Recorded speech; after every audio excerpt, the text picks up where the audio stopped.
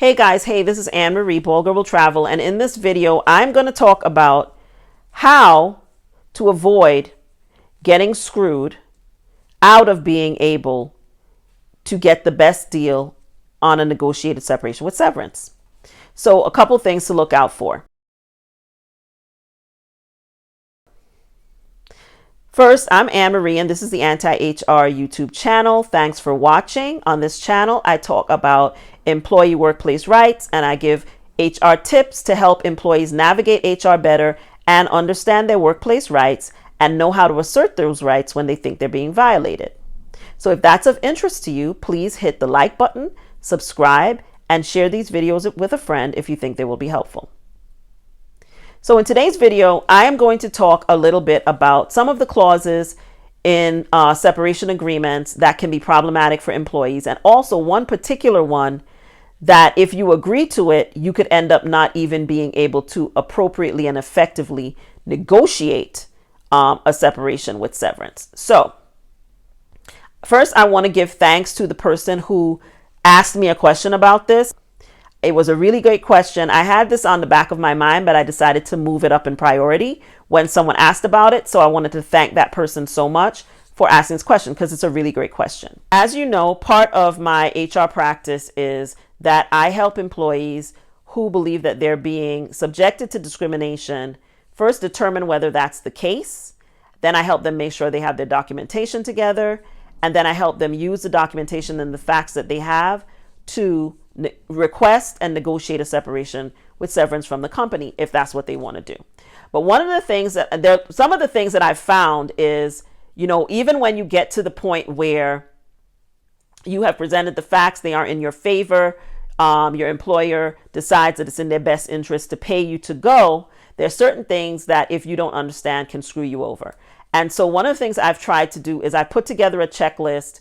You can grab it on my website, and it'll be linked to this video that will help you get some familiarity with some of the terms that you are likely to see in a standard separation agreement and just kind of explain what they are. This is not legal advice. It's just informational so that if you are ever faced with a separation agreement, and if you're an employee for any amount of time, at some point you might have one of these things put in front of you, that you at least have a basic understanding of what some of the terms are that you might see.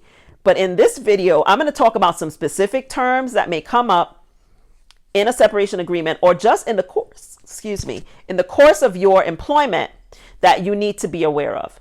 And the first one is the one that I consider to be the most problematic. And when it presents itself is usually at the time you get hired. They may give you something to sign and you may not even recognize that you signed it. So after I talk about this, I want each of you to pause, go into your employment handbook and see if you see anything in there. Also, make sure you go into your files and take a look at everything that you signed when you got hired. If you have to go to the online system and look for it, do it. And I'll talk more about why online systems aren't necessarily a good thing for employees either, but that'll be another video. But go get copies of all these things and look at them. Did you sign anything agreeing to arbitration? The first thing I want to talk about is arbitration. Did you sign anything that said that if you end up having any dispute with your employer, that you have agreed to be subjected to arbitration and that you cannot file a lawsuit against your employer, instead agree to arbitration? If you agreed to that and signed that, that ain't good for you. Because if you determine later that your employer is breaking any workplace laws, you first have to go to arbitration. In many cases, you can't go to court at all. You have to go through the arbitration process. And I can tell you right now, the arbitration process is not for employees, it's for employers. And if it were for employees, employers would not be so pressed to get you into it and bar your way to the courthouse door. That's what it does. So one of the things that I want you all to remember is when you go to an interview and you get that offer, don't get so excited that you don't read the fine print.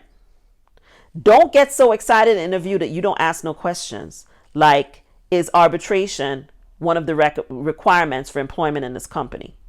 You want to know that up front, and if they say yes, I suggest you find another place to work. because all employers don't have these requirements as of now, but a lot of them do, especially the big Fortune 500 companies. They don't want you to even be able to go into court. So, and then they want you to go into arbitration because then you have to do mediation, and mediation ain't for you, it's for them. They always will come out better with mediation than you will. And in some cases, it still doesn't mean that you can't ask for a separation with severance, but having the ability to drag your employer into court is leverage. And when they take away that leverage, you're in a poorer negotiating position. So arbitration clauses are bad. Arbitration clauses are not good for employees.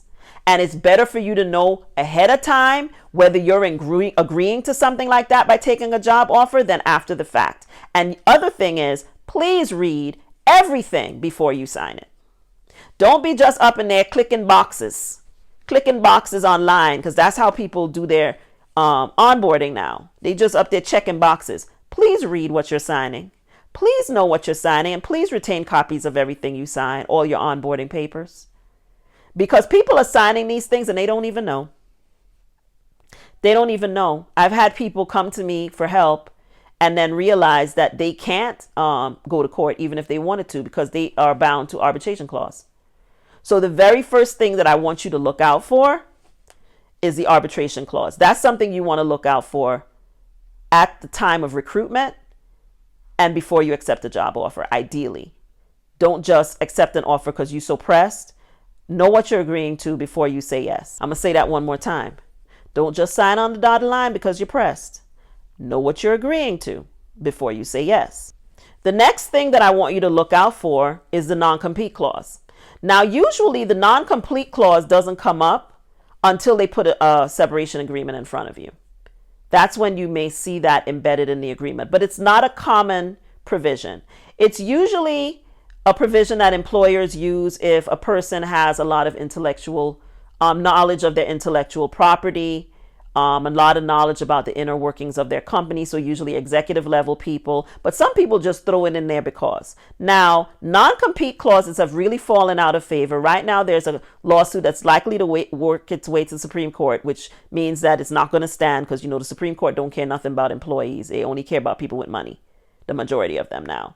So I expect if it gets to the Supreme Court, it's going to get overturned.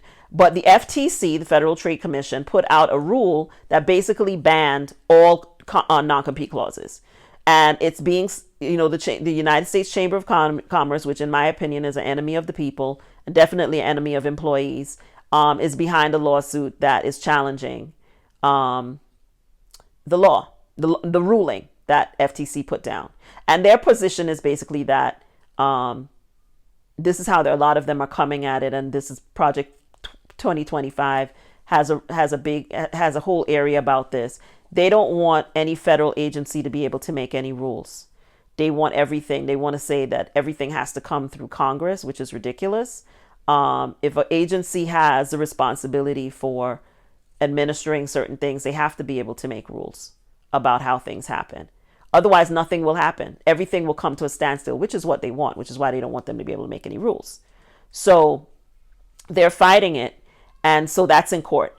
But in the meantime, I looked this up, 4 states, and I'll put the name of the states in the corner. 4 states have non-compete bans.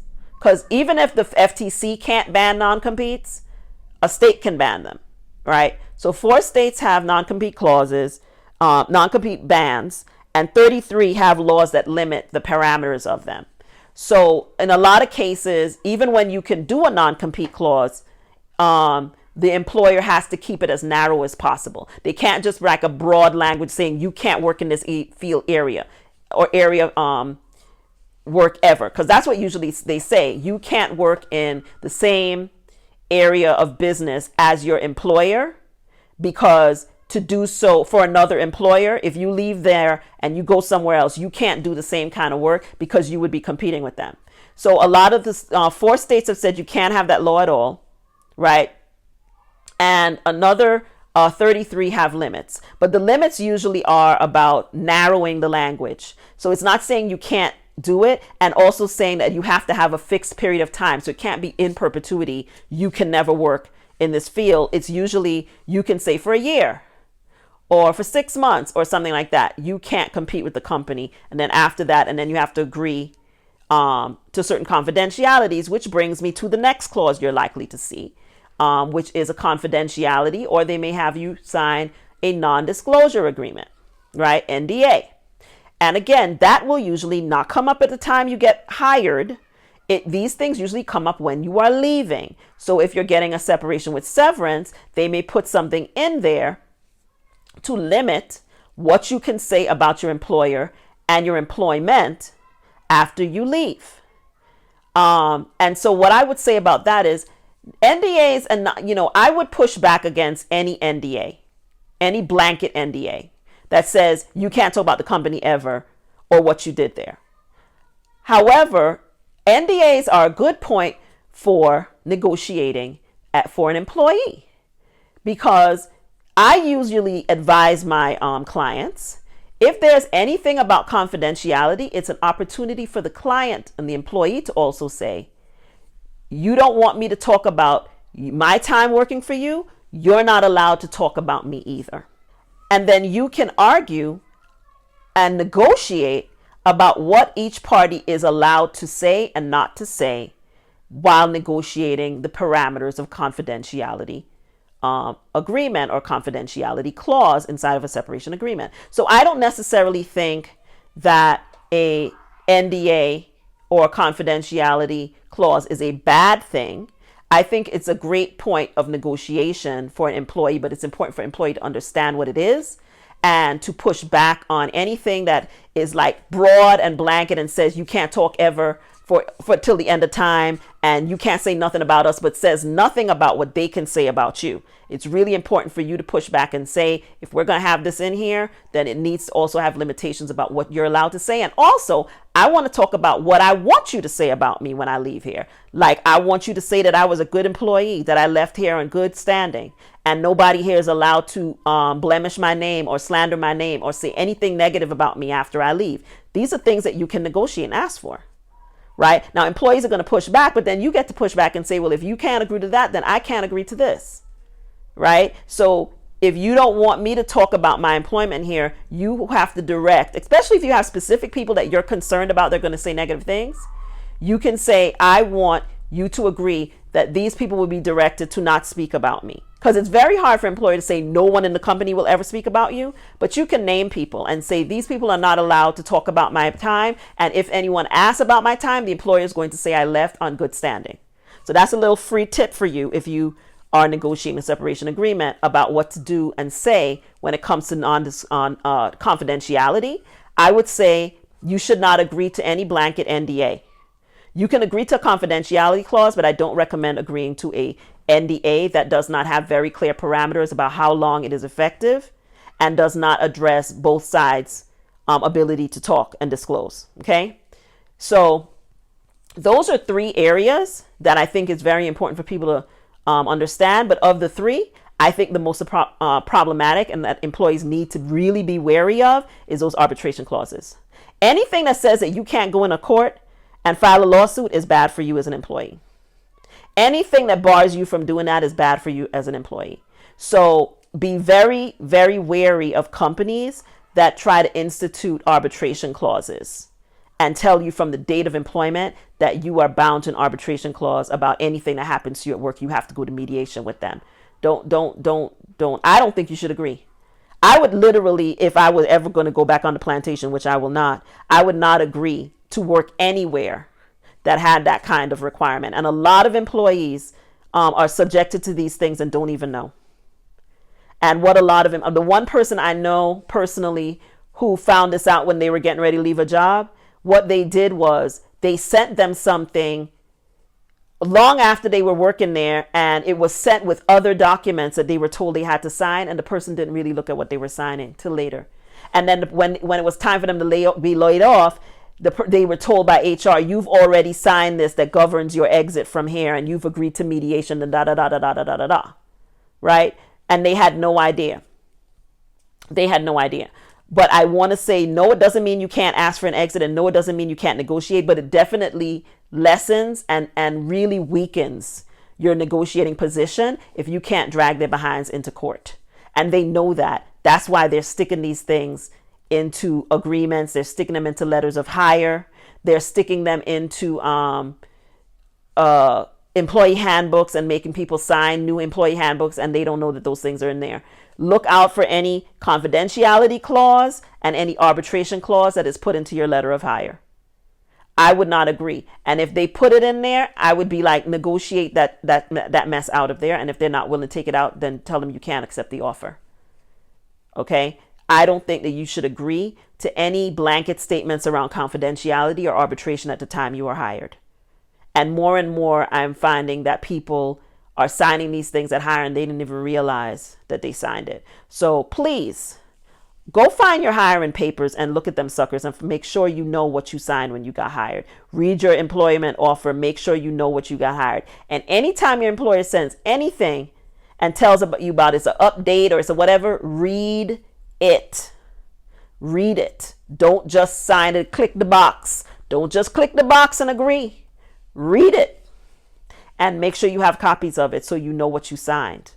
Okay? So look out for arbitration clauses, look out for non-disclosure or confidentiality clauses, and look out for non-compete clauses. I hope this video was helpful. If you have questions or comments, please definitely leave them. Please take a moment to hit the like button. That's really helpful to me.